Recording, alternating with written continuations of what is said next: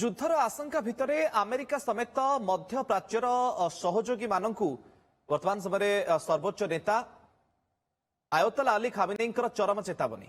ମଧ୍ୟପ୍ରାଚ୍ୟରେ ବଢୁଥିବା ଉତ୍ତେଜନା ଭିତରେ ଖାମିନେଇ କହିଛନ୍ତି ଆମେରିକା ରାଷ୍ଟ୍ରପତି ଡୋନାଲ୍ଡ ଟ୍ରମ୍ପଙ୍କ ମନ୍ତବ୍ୟରୁ ଭୟଭୀତ ହେବା ଅନୁଚିତ। ଯଦି ସେମାନେ ଯୁଦ୍ଧ ଆରମ୍ଭ କରନ୍ତି ତେବେ ଏହା ଏକ ଆଞ୍ଚଳିକ ଯୁଦ୍ଧ ହେବ। देशर तैल भंडार को कब्जा करने को उद्यम कले अमेरिका को बर्बाद करदेबु बोली कड़ा चेतावनी से शुणाई। तेहरान कड़ा कार्यानुष्ठान जवाब में ट्रम्प धमक पर चेतावनी देइछन्ति खामिनेई।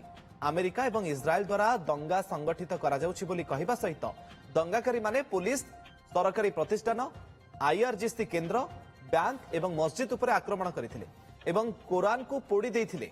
यह एक विप्लव थिला, विप्लव को दमन करा जाइथिला। तेहरान विक्षोभ में 3000 रु अधिकंकर मृत्यु होइथिबा बेले अधिकांश सुरक्षाकर्मी एवं निर्दोष दर्शक थिले बोली कहिबा सहित हिंसा को आतंकवादी कार्य बोली कहिसंती ईरान रो सर्वोच्च नेता।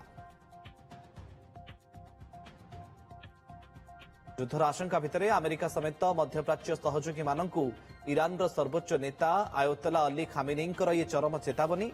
मध्यप्राच्य रे उत्तेजना बढ़ुची आ तार भितरे खामिनेई कहिसंती अमेरिका राष्ट्रपति ट्रम्प मंतव्यरू भयभीत हेबा अनुचित। जदि सेमाने युद्ध आरंभ करती तेबे यह एक आंचलिक युद्ध हेबो। देशर तैल भंडार को कब्जा करने को उद्यम कले अमेरिका को बर्बाद करदेबु बोली कड़ा चेतावनी दिया जायछि।